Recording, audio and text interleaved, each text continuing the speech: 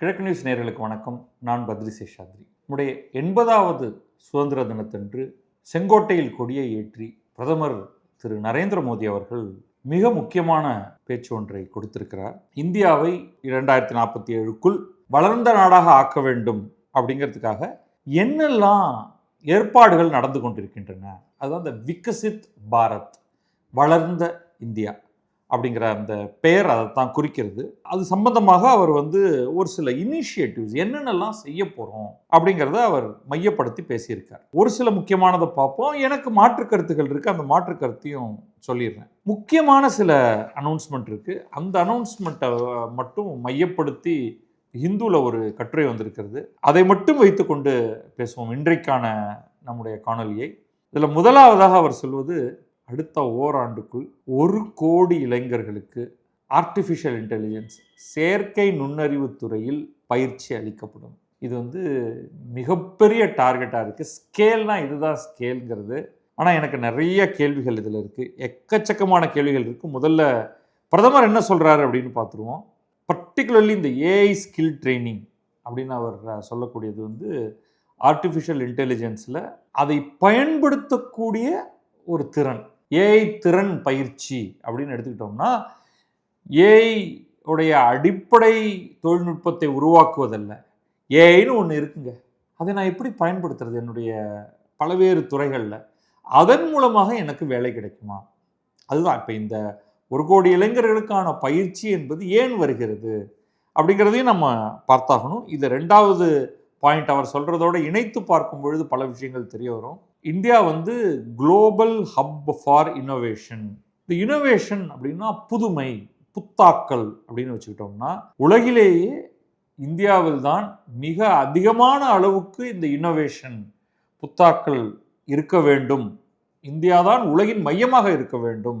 அப்படின்னா நாம் நம்முடைய இளைஞர்களை செயற்கை நுண்ணறிவு சார்ந்த பொருளாதாரத்துக்கு, செயற்கை நுண்ணறிவால் தூண்டப்படும் பொருளாதாரத்துக்கு அவர்களை பழக்கப்படுத்த வேண்டும். அப்போ அவங்களுக்கு ஏஐ பற்றி சொல்லிக் கொடுக்க வேண்டும். இது ஒரு பெரிய ஸ்கில் இனிஷியேட்டிவ். இதை வரும் ஓராண்டுக்குள் 1 கோடி பேருக்கு இதை நாம் இந்த திறன்களை கொடுப்போம் அப்படிங்கிறது. இதில் நான் ஒரு சில கேள்விகள் எல்லாம் சேர்த்துறேன். இது தேவையா அப்படிங்கிறதுலேருந்து ஆரம்பிப்போம். ஏஐங்கிறது இப்போ ஒரு பயங்கர ஃபேட், அது ஒரு ஃபேஷன். அது எல்லாரையும் ஏ அப்படின்னு சொல்ல தூண்டுது. அதற்காக 1 கோடி இளைஞர்களை பிடிச்சி அவங்களுக்கு ஏஐ திறன்களை கொடுக்க வேண்டுமா? ஃபஸ்ட்டு வச்சுப்போம். என்ன ஏஐ திறன் நீங்கள் என்னத்தை சொல்லி கொடுக்க போகிறீங்க? இது நமக்கு அவசியமா? எவ்வளவு தூரத்துக்கு நமக்கு அவசியம்? என்ன மாதிரியான ட்ரைனிங் நீங்கள் கொடுக்க போகிறீங்க? யார் கொடுக்க போகிறாங்க? யார் இதுக்கு செலவு பண்ண போகிறாங்க? யார் இதுக்கு கரிக்குலம் உருவாக்க போகிறாங்க? அப்படின்னு ஒரு 10 கேள்வி வருது நமக்கு. ஏன் இதை சொல்கிறேன் அப்படின்னா, நடுவில் நமக்கு இந்த மேனுஃபேக்சரிங் துறை சார்ந்த ட்ரைனிங் கொடுக்கறதுக்கு அப்ரெண்டிஸ்ஷிப் மாடல் அப்படிங்கிற ஒன்று மத்திய அரசு கொண்டு வந்திருக்கு. நீங்கள் மாணவர்களை அப்ரெண்டிஸ்களாக உங்கள் நிறுவனத்திற்கு வேலையை எடுத்துக்கொண்டால், அந்த மாணவர்களுக்கான ஒரு குறிப்பிட்ட அளவு சம்பளம், நீங்கள் அவங்களுக்கு அப்ரெண்டிஸாக எடுத்துக்கிட்டிங்கன்னா இங்கே பே பண்ணணும், பணம் கொடுக்கணும். அந்த பணத்தில் ஒரு போர்ஷனை மத்திய அரசு உங்களுக்கு கொடுக்குது, ரீஇம்பர்ஸ்மெண்ட்டாக கொடுக்குது. இது மிகப்பெரிய அளவுக்கான பணம். இந்த பணம் நியாயமாக பயன்படுத்தப்படுகிறதா, இல்லை இந்த பணத்தை பயங்கரமாக சிஸ்டமிக்காக சுரண்டுவதற்கான அமைப்புகள் பல்வேறு இடங்களில் ஏற்பட்டிருக்கின்றனவா அப்படிங்கிறத நான் மேலோட்டமாக உங்களுக்கு வைக்கிறேன். தனியாக அதை பற்றி பேச வேண்டியது இருக்குது. பின்னூட்டத்தில் இது குறித்த தெளிவு படைத்தவர்கள் அதை பற்றி நீங்கள் சொல்லுங்கள். அதே மாதிரி இன்றைக்கி நீங்கள் ஏஐ திறன் 1 கோடி இளைஞர்களுக்கு அப்படின்னா அரசால் அதை கொடுக்க முடியாது, எந்த அரசு நிறுவனத்தாலையும் கொடுக்க முடியாது. எந்த அரசு நிறுவனமும் இதற்கு தயாராக இல்லை. இப்போ உடனடியாக என்ன ஆகும்னா, ப்ரைவேட் கோச்சிங் இன்ஸ்டிடியூஷன்ஸ் வருவாங்க. அப்போ கவர்மெண்ட் ஒரு டெண்டர் ஒன்று கொடுக்கும். அவங்க என்ன பண்ணுவாங்கன்னா, தலா 3000 ரூபாய் அப்படின்னு ஏதாவது ஒரு கணக்கு ஒன்று செட் பண்ணுவாங்க. 3000 ரூபாய்க்கு 3 மாதத்துக்கு ஏஐ பயிற்சி கொடுக்க வேண்டும் அப்படின்னு அவங்க முடிவு பண்ணுறாங்க. அப்போ என்ன ஆகும் பாருங்கள், 1 கோடி இளைஞர்கள் தலா 3000னா 3000 கோடி ரூபாய். நான் சும்மா குத்து மதிப்பாக சொல்கிறேன். 5000 ரூபாய்னா 5000 கோடி ரூபாய், ஏதோ ஒரு அமௌண்ட் இங்கே போட்டுடுறீங்க. கரிக்குலம் என்ன? எகெயின் கவர்மெண்ட்னால இது கரிக்குலத்தை உருவாக்க முடியும். 2 ஐஐடியை கூப்பிட்டாங்கன்னா, ஐஐடி மெட்ராஸை கூப்பிடுவாங்க, ஐஐடி கான்பூரை கூப்பிடுவாங்க. அதோடைய 2 டைரக்டரும் போய் சைன் பண்ணிவிட்டு அவங்க ஒரு கண்டென்ட் கரிக்குலம் உருவாக்குவாங்க. அவங்க 2 இன்ஸ்டியூஷன்லேயும் ஏஐக்கு ஒரு பெரிய பெரிய டிபார்ட்மெண்ட்லாம் இருக்குது. அவங்க வந்து கிடுகிடுன்னு ஒரு 3 மாத பயிற்சிக்கு ஒரு மாதத்துக்கு 15 மணி நேரம் அப்படின்னு ஏதோ ஒரு கணக்கு போட்டு 45 மணி நேரத்துக்கோ 60 மணி நேரத்துக்கோ 60 மணி நேர வகுப்பு நடத்துறதுக்கு என்னென்ன பாடங்கள் அப்படிங்கிறத அவங்க உருவாக்கி கொடுத்துருவாங்க. கவர்மெண்ட் இன்ஸ்டிடியூஷன் கொடுத்துருவாங்க.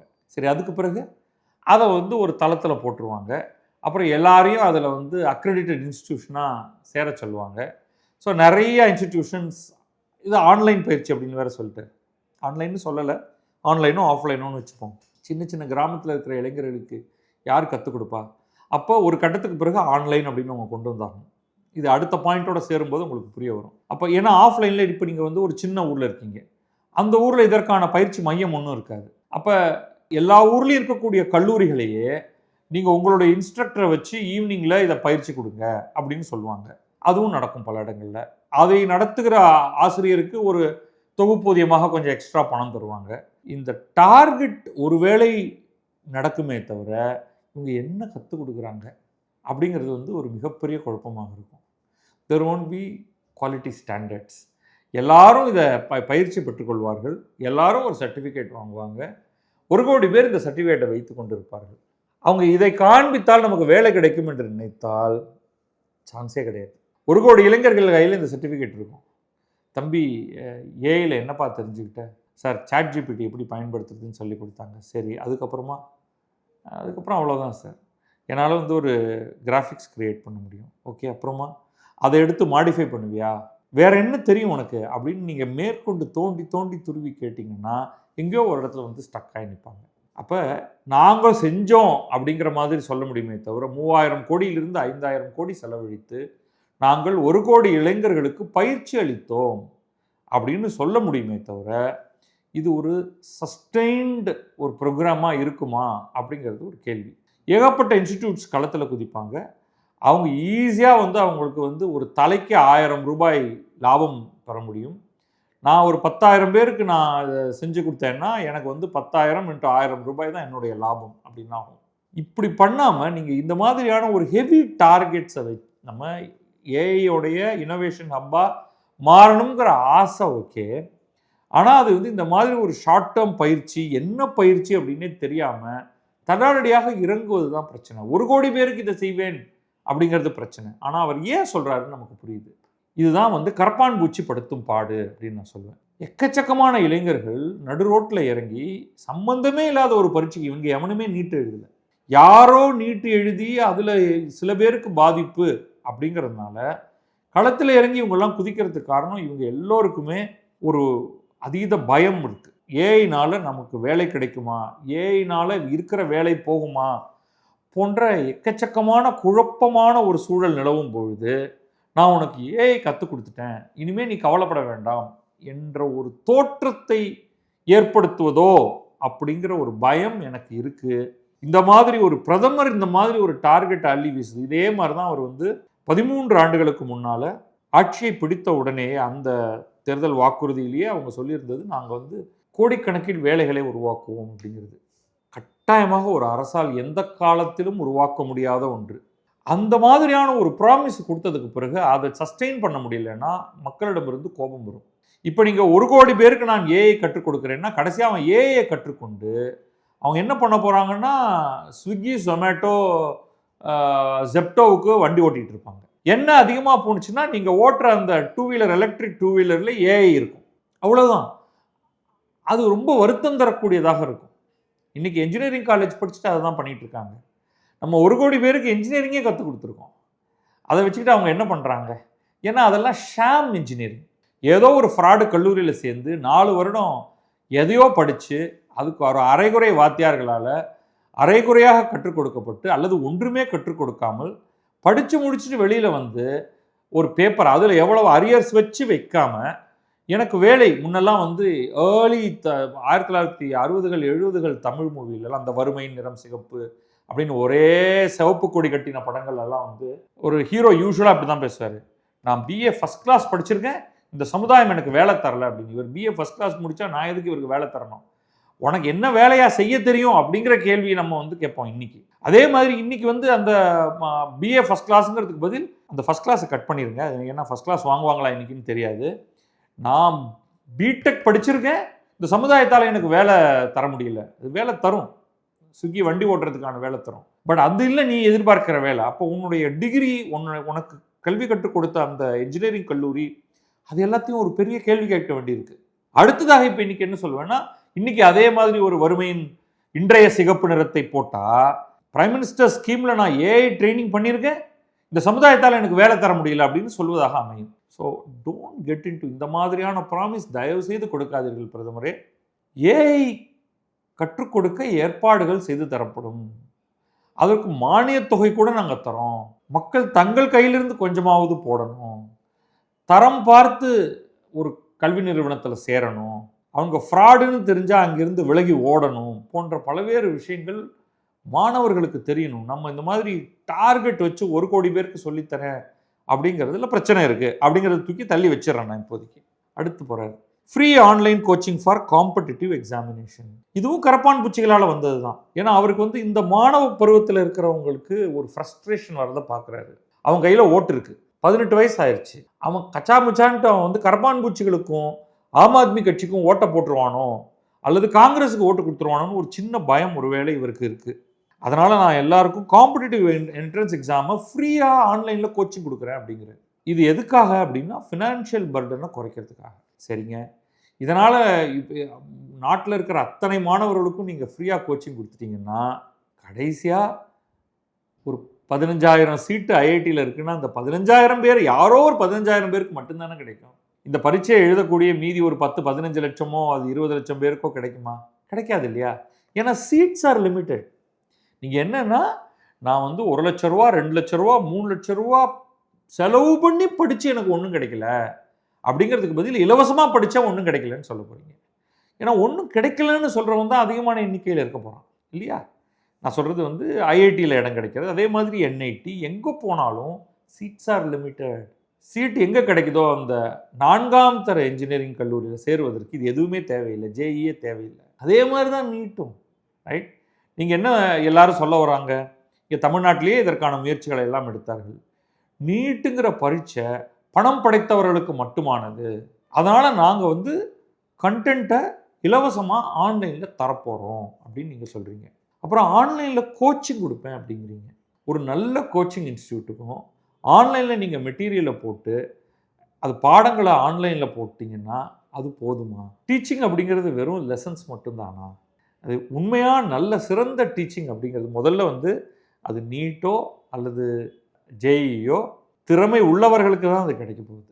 முதல்ல இங்கே வந்து அது ஒரு தவறான ஒரு அபிப்பிராயம் என்னென்னா, கோச்சிங்கில் போயிட்டால் நமக்கு கிடைச்சிரும் அப்படின்ட்டு. இப்போ நீங்கள் என்ன பண்ண போகிறீங்க? எல்லாருக்கும் கோச்சிங் கொடுத்தேன், கிடைக்காதவர்களுக்கு தகுதி இல்லை அப்படின்னு தான் கடைசியாக சொல்ல போகிறீங்க.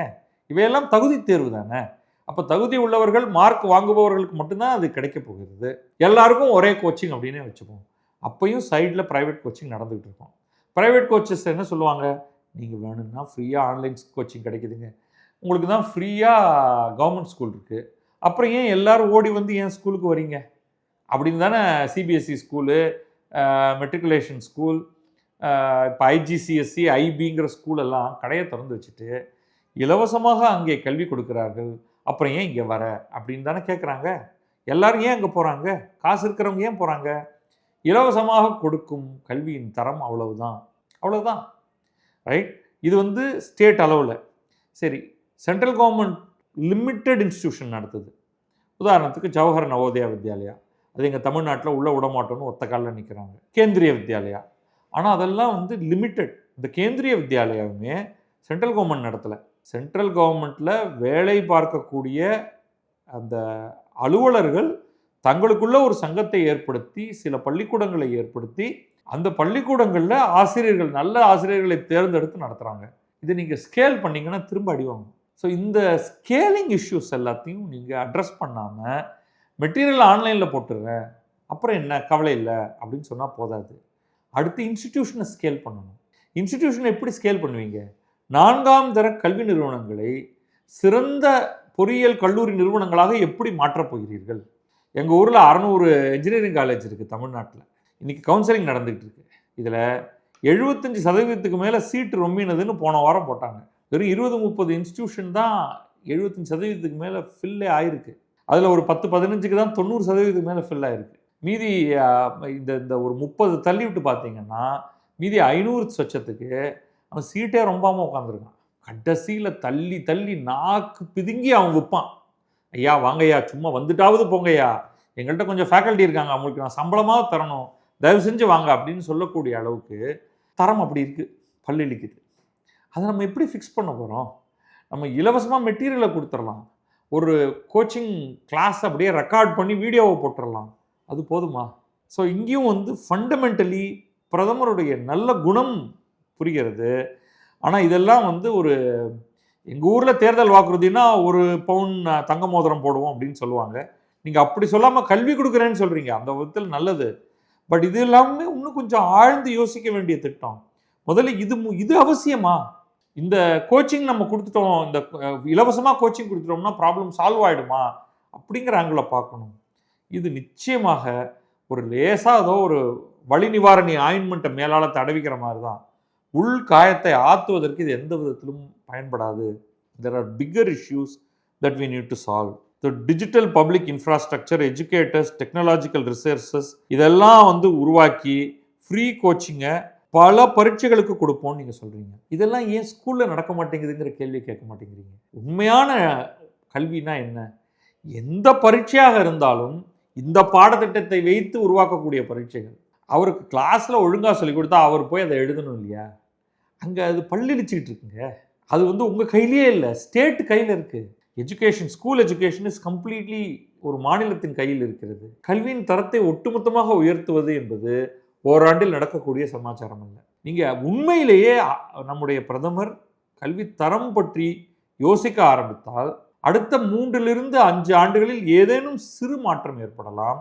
10, 20, 30 வருடத்துக்கான ஒரு மாபெரும் மாற்றத்தை நோக்கி நாம் செல்ல வேண்டும்.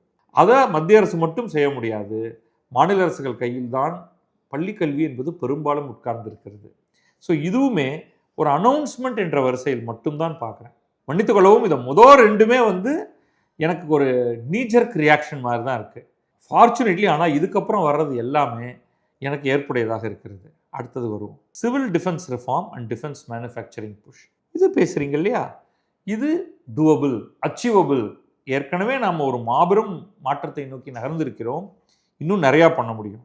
இந்தியாவை குளோபல் ஹப் ஃபார் டிஃபென்ஸ் மேனுஃபேக்சரிங்னு சொல்கிறீங்களா? இது மேட்டர்.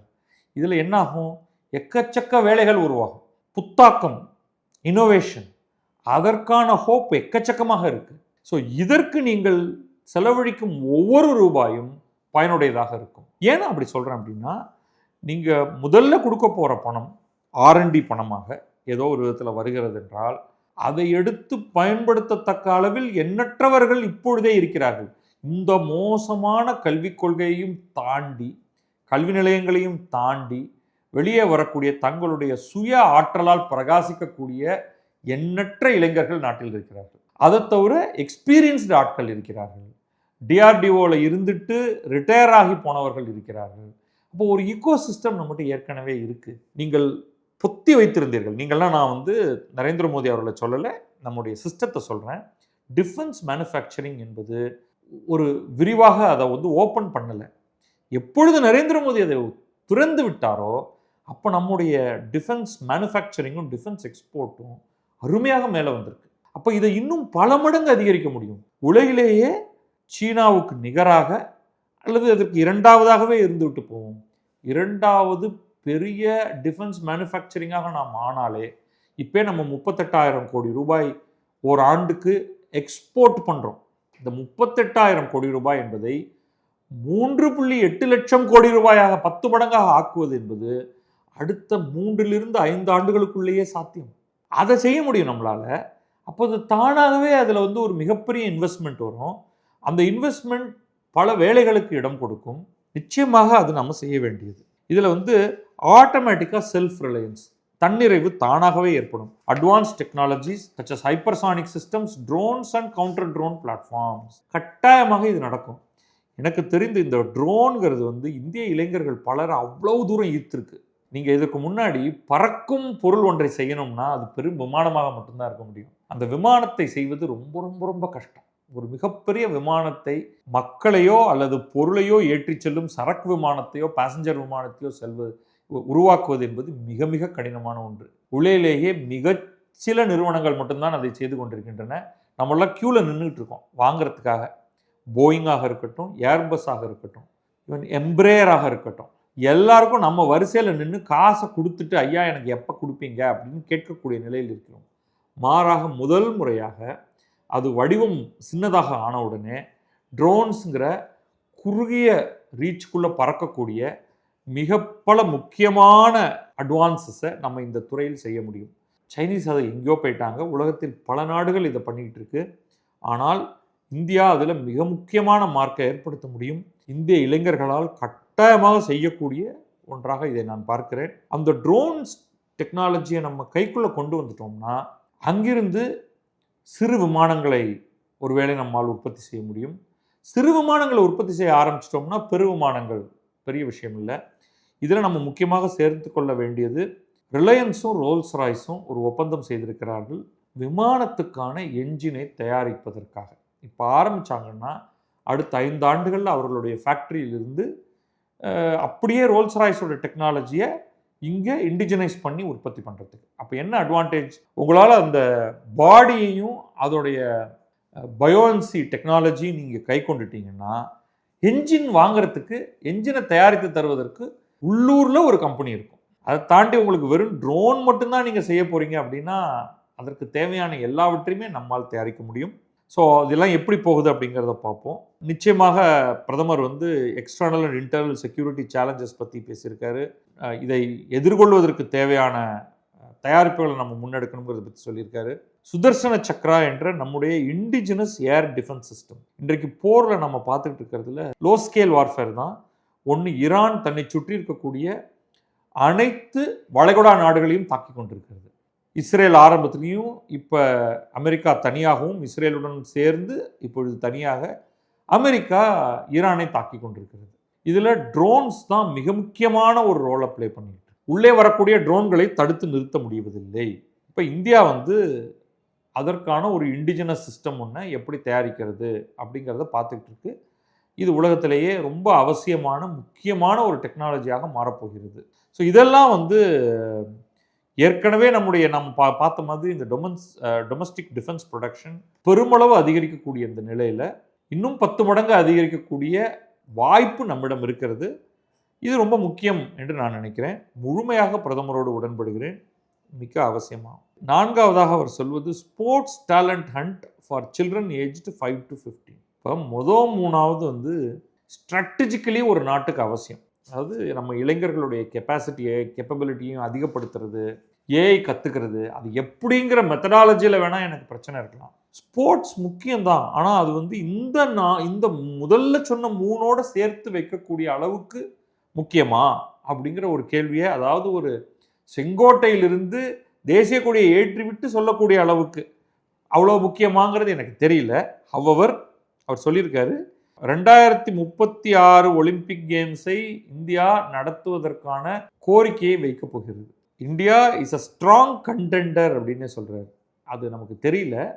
ஏன்னா அடுத்து 28, 32 இது ரெண்டும் முடிஞ்சதுக்கு பிறகு 36 அதில் இந்தியாவுக்கு அதுக்கு அவார்டு பண்ணப்படுமா? நம்முடைய கெப்பாசிட்டி எப்படி இருக்குது? நம்முடைய ஸ்டேடியம் கெப்பாசிட்டி எப்படி இருக்குது? உலகத்தரத்திலான விளையாட்டுகளை நடத்தக்கூடியதற்கான முழுமையான கேப்பபிலிட்டி நம்மள்கிட்ட இருக்கா? ட்ராவல் கேப்பபிலிட்டி, நம்முடைய டிரான்ஸ்போர்ட்டேஷன் இன்ஃப்ராஸ்ட்ரக்சர் எப்படி இருக்க போகிறது போன்ற பல கேள்விகள் இருக்கின்றன. இப்போ 2026 இருக்கோம். இன்னும் 10 வருடம் இருக்குது. அதுக்குள்ளே இந்தியா ஒரு 4 ஜம்ப் மேலே அடிக்கும் என்று நம்புவோம். ஸோ இப்போ 5லிருந்து 15 வயதுக்குள்ள கிராமப்புற மற்றும் நகர்ப்புற இளைஞர்களை, குழந்தைகளை விளையாட்டை நோக்கி தயார்படுத்துவது அப்படிங்கிறது நல்ல விஷயம். இதில் சாதிக்கணும். ஆனால் இது ஒரு சின்ன ஃப்ராக்ஷன். இப்போ 1 கோடி இளைஞர்களுக்கு நீங்கள் ஏஐ கற்றுக் கொடுக்கணுங்கிறது நல்ல ஒரு திட்டம். எப்படி பண்ண போகிறோங்கிறதுல தான் கேள்விகள் இருக்கே தவிர, இந்த ஸ்போர்ட்ஸ் ஹண்டெல்லாம் 1 கோடி குழந்தைகளை தொடுமானா ப்ராபப்ளி ஒரு 10 லட்சம் பேரை தொட்டாலே பெரிய விஷயம். அவங்கள இன்டென்ஸ் பயிற்சி அப்படின்னு பார்த்தா அது 1 லட்சத்துக்குள்ளே குறைஞ்சி போயிடும். அதுலேருந்து தீவிரமாக விளையாடக்கூடியவர்கள்ங்கிறவங்க ஒரு 10,000 பேர் தான் இருப்பாங்க. அதில் ஒரு 1000 பேர் தான் ஒலிம்பிக்ஸ் போன்ற போட்டிகளில் பங்கெடுக்கக்கூடிய திறன் படைத்தவர்களாக இருப்பார்கள். அப்படியே ஃபனல் டக்கு டக்கு டக்கு டக்குன்னு இறங்கி வரும். ஸோ எனிவே அது எப்படி போகிறது அப்படின்னு பார்ப்போம். எனக்கு அதில் பெரிய கமெண்ட் சொல்கிறதுக்கு ஒன்றும் கிடையாது. அடுத்தது முக்கியமான ஒன்று வருது, செமிகண்டக்டர் புஷ், மோர் ஃபேப்ரிகேஷன் பிளான்ஸ் பிளான். இதற்கென்று நாம் தனியாகவே ஒரு காணொலி ஒன்று செய்திருக்கோம். இந்தியா தன்னுடைய செமிகண்டக்டர் விஷன் அப்படிங்கிறத எவ்வாறு உருவாக்கி இருக்கிறது, 3 இடத்துல ஏற்கனவே செமிகண்டக்டர் மேனுஃபேக்சரிங் ஆரம்பித்து விட்டது. அதுதான் முக்கியமானது. 0ல் இருந்தோம் நம்ம.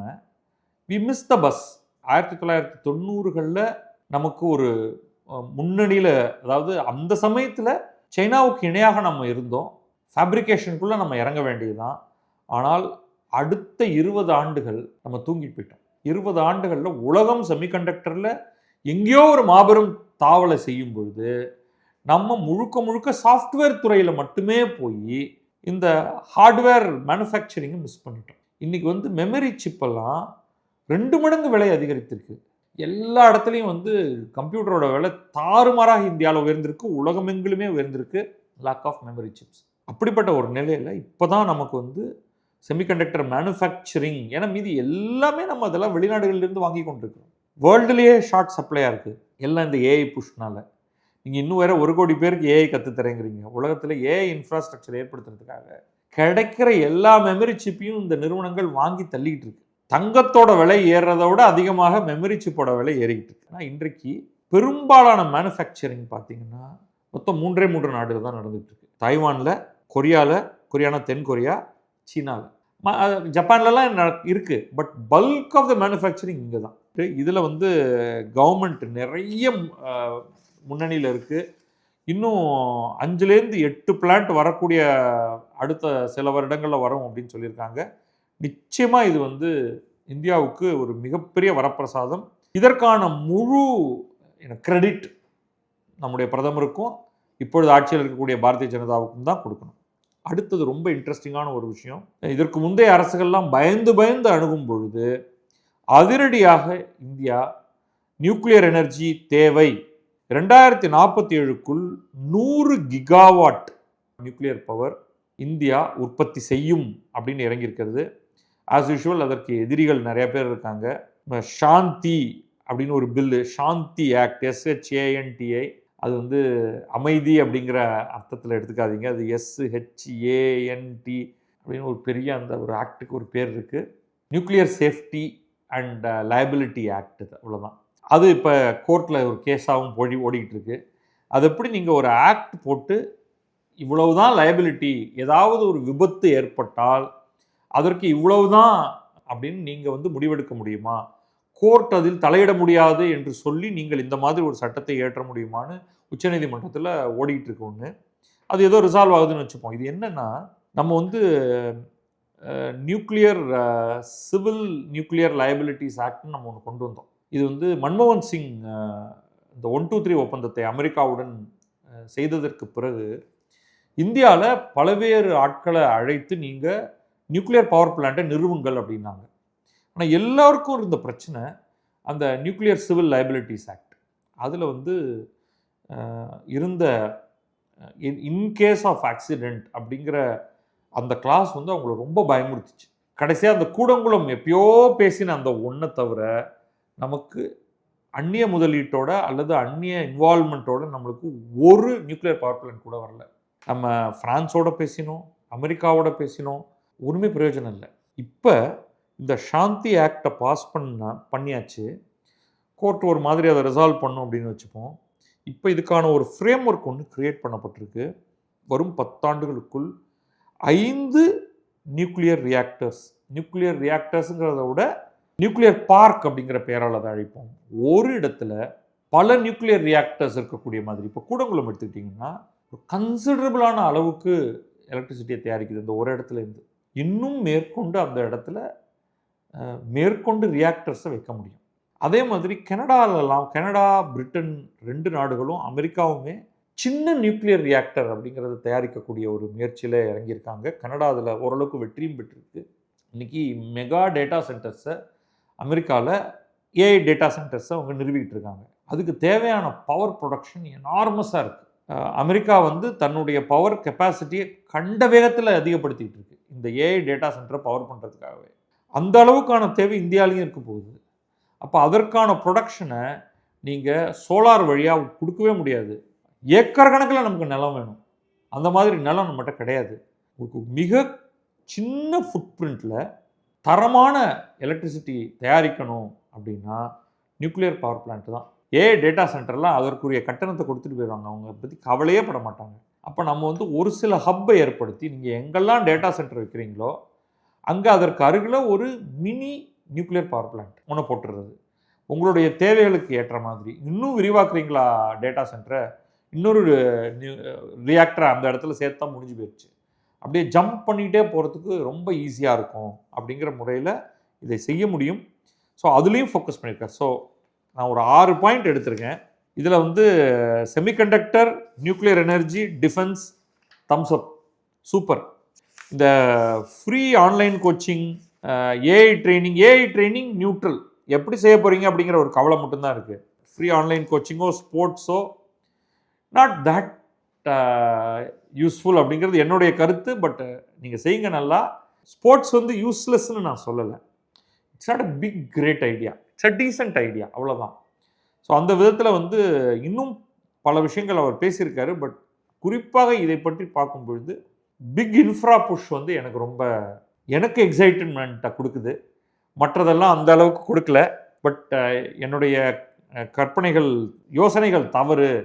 இந்த 1 கோடி இளைஞர்கள் ஏஐ அப்படிங்கிறது வந்து உலகத்தையே மாற்றப் போகிற, இந்தியாவையே புரட்டி போட போகிற ஒரு மாபெரும் திட்டம் அப்படின்னு 1 வருடம் கழித்து அல்லது 2 வருடம் கழித்து எனக்கு தெரிய வந்தால் நான் நிச்சயமாக மன்னிப்பு கேட்டுக்கொள்கிறேன். நன்றி, வணக்கம். நான் பத்ரி சேஷாத்ரி. இது கிழக்கு நியூஸ்.